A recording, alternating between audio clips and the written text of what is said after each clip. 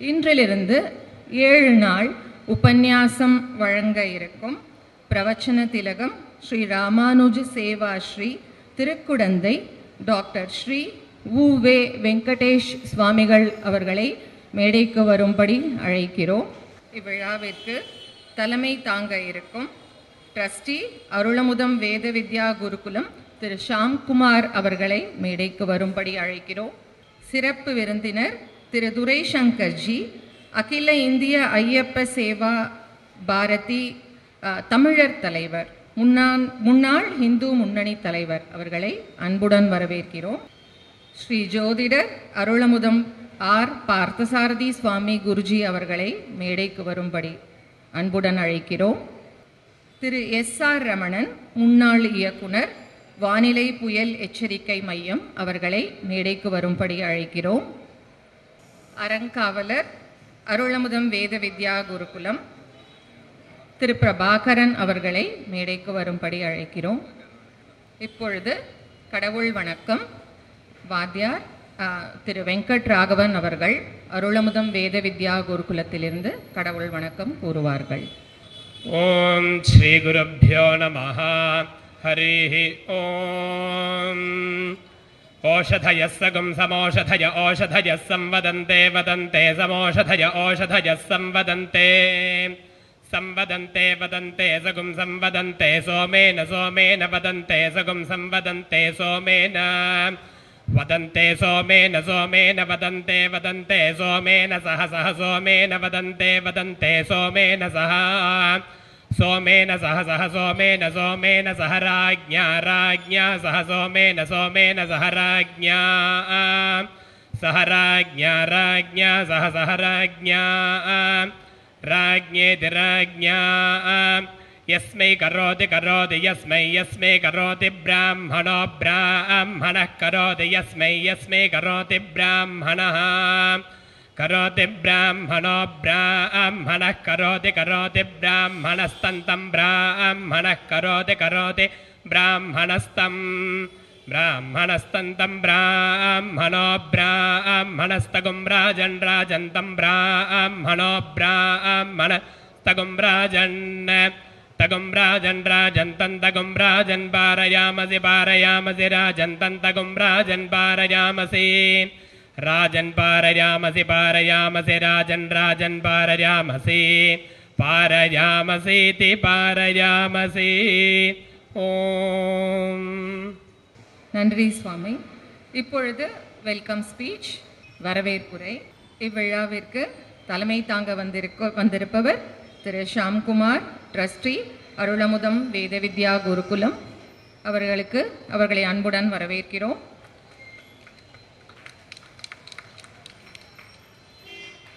இன்றிலிருந்து 7 நாள் உபன்யாசம் வழங்க இருக்கும் பிரவச்சன திலகம் ஸ்ரீ ராமானுஜ சேவாஸ்ரீ திருக்குடந்தை டாக்டர் ஸ்ரீ உவே வெங்கடேஷ் சுவாமிகள் அவர்களை அன்புடன் வரவேற்கிறோம்.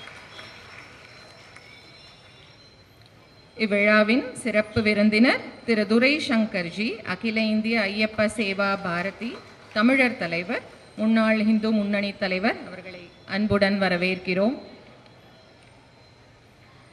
இவ்விழாவில் தொடக்க உரை வழங்க இருக்கும் திரு எஸ்.ஆர். ரமணன், முன்னாள் இயக்குனர், வானிலை புயல் எச்சரிக்கை மையம் அவர்களை அன்புடன் வரவேற்கிறோம்.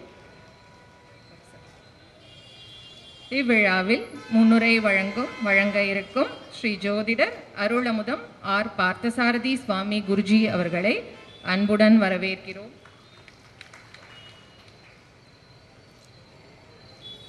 இவ்விழாவில் நன்றியுரை வழங்க இருக்கும் திரு பிரபாகரன், அறங்காவலர், அருளமுதம் வேத வித்யா குருகுலம் அவர்களை அன்புடன் வரவேற்கிறோம்.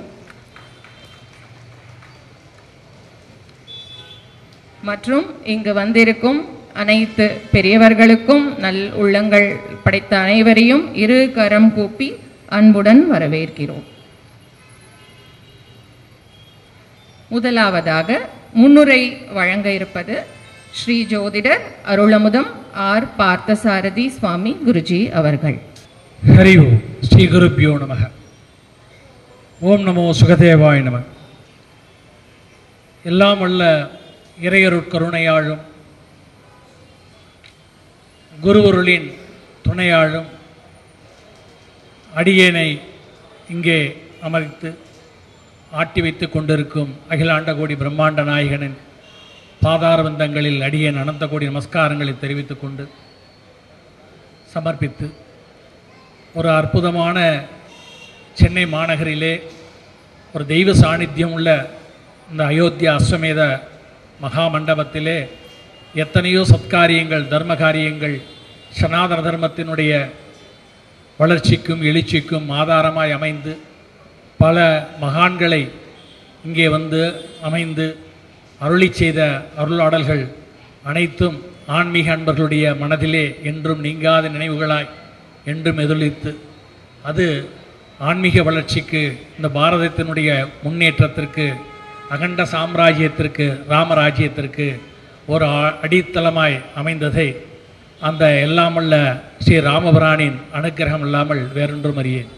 நம்முடைய பாரத தர்மத்திலே சனாதன தர்மத்திலே சாஸ்திரங்கள் வேதங்கள் புராணங்கள் உபனிஷத்துக்கள் எத்தனையோ மகான்களால் ரிஷிகளால் நமக்கு அருளப்பட்டிருந்தாலும் அனைத்தையும் இந்த காலம் வரை இந்த பொழுது வரை இன்னும் ஒரு வருங்குடைய காலங்கள் வரை எடுத்து சென்று கொண்டிருக்கும் பல மகான்கள் அறிஞ பெருமக்கள் ஆன்மீக பெரியோர்கள் ஆண்டோர்கள் திருக்குடந்தை சுவாமிகள் அவர்களைப் போல் ஆங்காங்கே இறைவனால் பகவானால் அனுப்பப்பட்ட அந்த ஆச்சாரிய புருஷர்கள் அவதரித்து இந்த ஆன்மீகம் தலைக்கவும் சனாதன தர்மம் தலைக்கவும் எத்தனையோ அவர்கள் உபன்யாசங்களை செய்து கொண்டு அருளி செய்திருக்கிறார்கள்.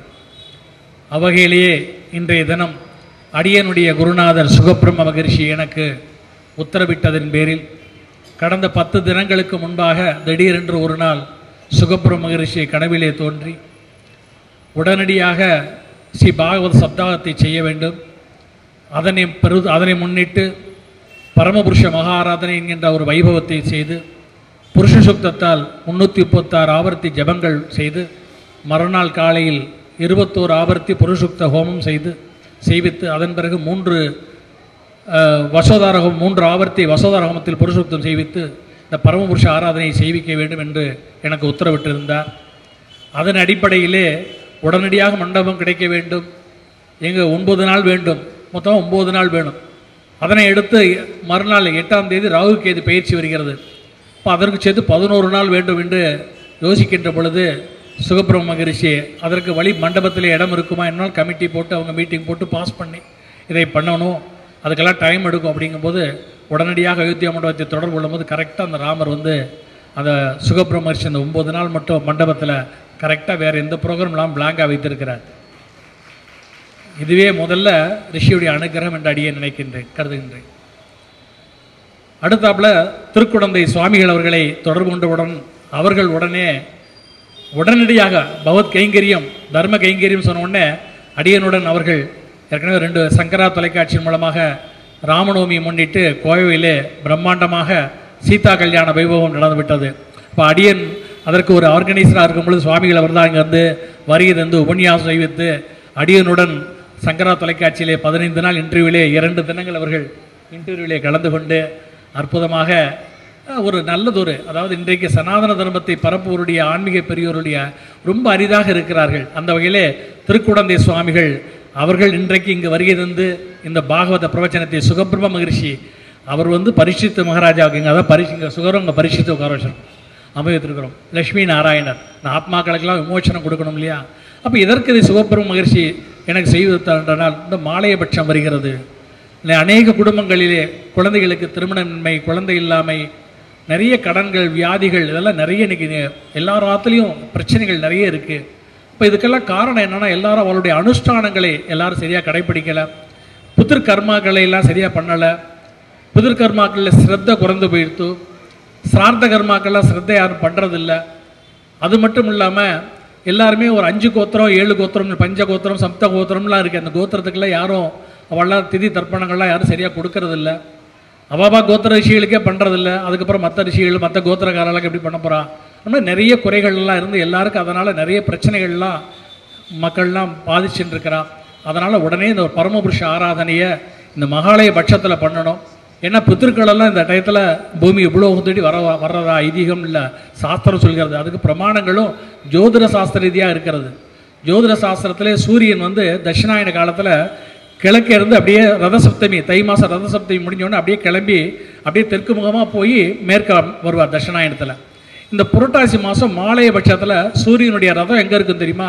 கரெக்டாக நம்ம பூலோகம், அந்த பக்கம் பித்ருலோகம், அதற்கு அந்தாண்ட சூரியனுடைய ரதம் நிற்கும் இந்த மாலைய பட்சத்தில். அப்போ சூரியனுடைய ஒளிக்கிரணங்கள் கரெக்டாக அந்த பித்ருலோகம் வழியாக பூலோகத்தில் 90 டிகிரி படக்கூடிய காலகட்டம் தான் அந்த மாலைய பட்சம்.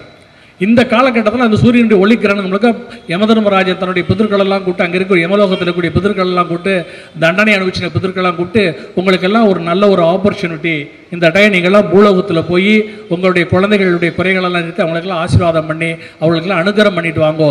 அப்படி அனுகிரகம் பண்ணிட்டு உங்கள் பிதர்கள்லாம் உங்களுடைய குழந்தைகள்லாம் உங்களுக்கு பிரதிப்பிரத்தியெல்லாம் பண்ணனா நான் உங்களை இந்த விமலோகத்திலேருந்து விடுவித்து பிதுர்லோகத்திலேருந்து விடுவித்து உங்களுக்கெல்லாம் மோட்சத்தை பயுந்த பிராப்தம் அந்த விஷ்ணு சாகித்யத்தை கொடுக்கறதுக்கு நான் உங்களுக்கு இது பண்ணுறேன்னு சொல்லி ஒரு பிரமாணத்தை கொடுத்து யமதர்மராஜன் அனுப்பிச்சி வைக்கிறான்.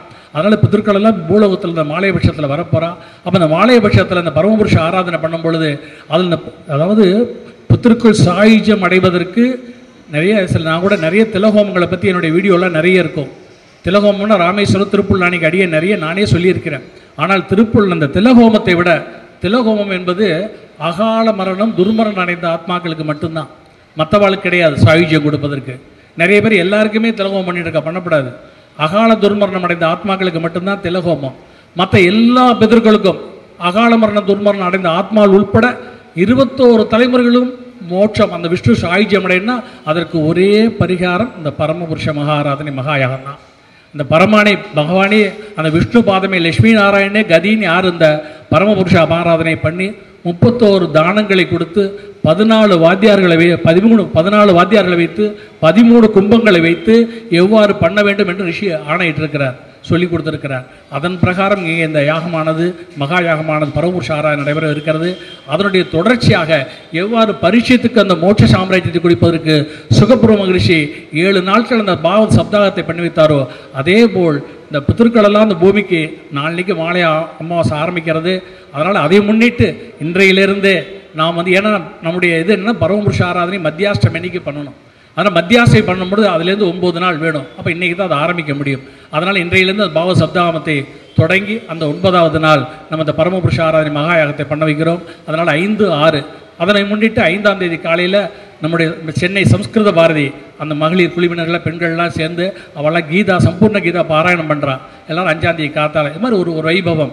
இது ஒரு மகா ஆராதனை வைபவம். இது பிதர்களுக்கெல்லாம் சாயுஜ்யம் கொடுப்பதற்கு, பிதர்கள்லாம் மோட்சம் அடைஞ்சிட்டால் நம்ம எல்லா குடும்பத்திலும் எல்லாருக்கும் எல்லா விதமான குறைகளும் தீரப்படுங்கிற ஒரு அடிப்படையில் இது சுகபிரம மகரிஷி அடியனுக்கு தெரிவித்த ஆணையிட்டதுங்கிற இந்த வைபவத்தை, இந்த பூஜை மகா யாகத்தை உடனடியாக அமைத்து அதற்கு அவரே வழிகாட்டியாக எல்லாத்தையும் அமைத்து கொடுத்திருக்கிறார். அந்த வகையில் திருக்குடந்தை சுவாமிகள் அவர்கள் இன்றைக்கு எழுந்தெழுந்து பாவசப்தா தொடங்குகிறார்.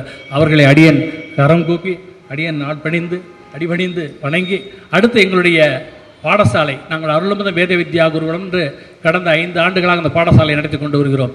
இந்த பாடசாலைக்கு பொருளுதவி அமெரிக்காவில் இருந்து கொண்டு யூஎஸில் இருந்து கொண்டு எங்களுக்கு பொருளுதவிகள் அளித்து எங்களுக்கு பாடசாலை இன்னும் நன்னா பண்ணுங்கன்னு சொல்லி அடிக்கூடிய எங்களுடைய பாடசாலையுடைய ட்ரஸ்டி திரு ஷியாம்குமார் அவர்கள் யூஎஸ்லேருந்து நேற்று முந்தா நாள் தான் வந்து இங்கே இந்தியாவுக்கு வந்தார், சென்னைக்கு வந்தார்.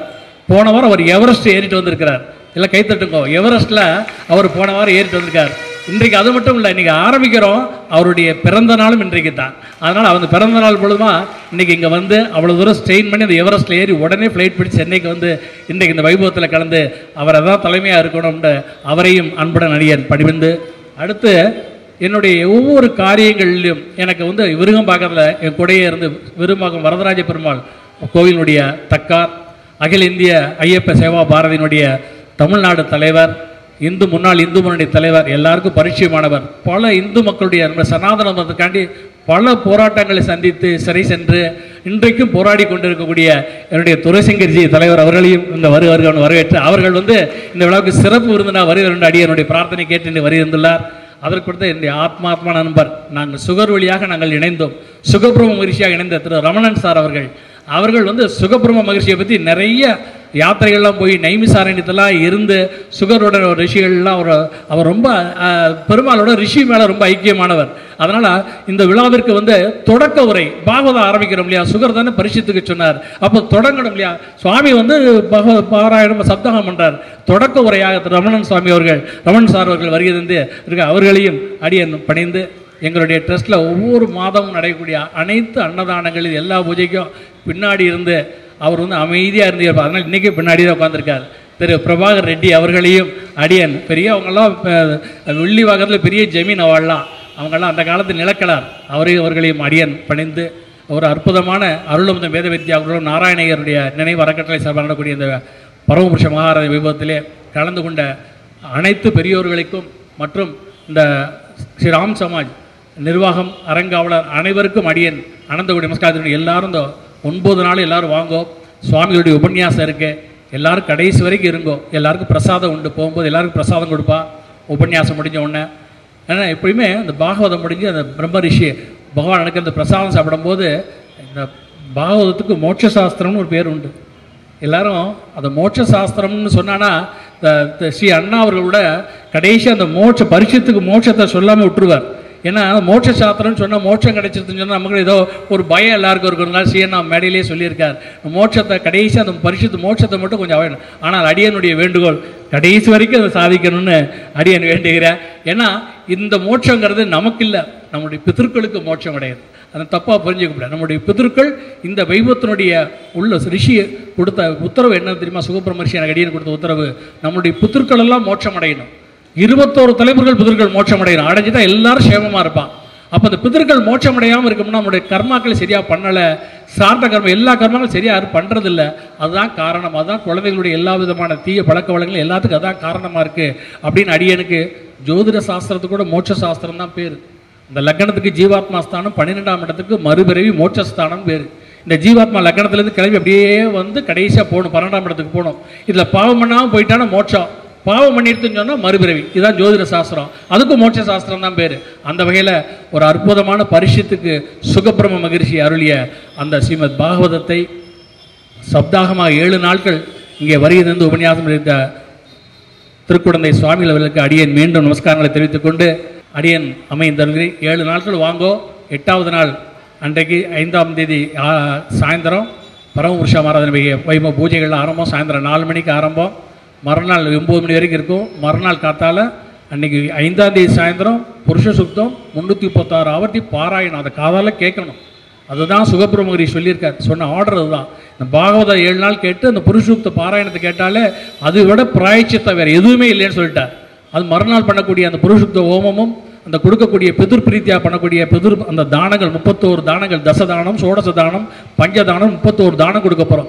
சொர்ண தானங்கள் எல்லா தானமும் தானங்கள் கொடுத்து அன்னதானங்கள் செய்வித்து, பிராமண போஜனம் செய்வித்து, பிதிர் போஜனம் செய்வித்து, மகாலய அமாவாசைகள் பெரிய அன்னதானங்கள் செய்வித்து இங்கேயே அன்னதானம் நடக்க போகிறது. அதனால் எல்லாரும் இந்த வைபவத்தில் கலந்து கொண்டு அடியேன் பிரார்த்தனை பண்ணி அமைகிறேன். நன்றி குருஜி. இந்த வைபவத்தை பற்றி ரொம்ப டீட்டெயில்டாக புரியும்படியாக நான் சொன்னேன். தேங்க்யூ குருஜி. அடுத்ததாக தலைமை உரை வழங்க இருப்பவர் திரு ஷாம்குமார், ட்ரஸ்டி, அருளமுதம் வேத வித்யா குருகுலம். நமஸ்காரம். இங்கே கலந்துறதுக்குள்ள ரொம்ப சந்தோஷம், எனக்கு ரொம்ப தேங்க்யூ. ஓகே.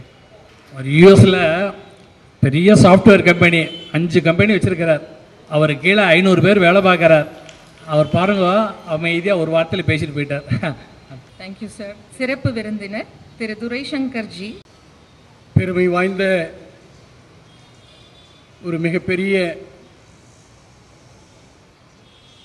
ஒரு யஜ்யன்னு சொல்லலாம் நடத்தி கொண்டிருக்கக்கூடிய எனது அருமை நண்பர் திரு பார்த்தசாரதி அவர்களே, மேடையில் வீட்டிருக்கக்கூடிய திருக்குடந்தை சாமிகள் உட்பட அனைவருக்கும் என்னுடைய மனமார்ந்த வணக்கங்கள்.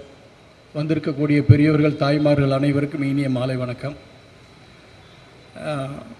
உண்மையிலேயே நல்ல ஒரு முயற்சி அவர் தொடர்ந்து பண்ணிகிட்ருக்கார். இது மட்டும் இல்லை, நிறைய விஷயங்கள் தொடர்ந்து பண்ணிக்கிட்டே இருக்கார். இந்த அவருடைய நோக்கம் எதுக்காக இதை ஆரம்பித்தா எல்லாம் விவரமாக அவரே சொல்லி முடிச்சிருக்கார்.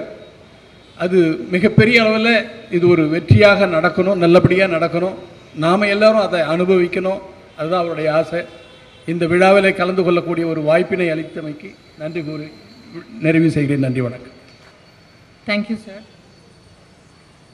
அடுத்ததாக தொடக்க உரை திரு எஸ்.ஆர். ரமணன், முன்னாள் இயக்குனர், வானிலை புயல் எச்சரிக்கை மையம்.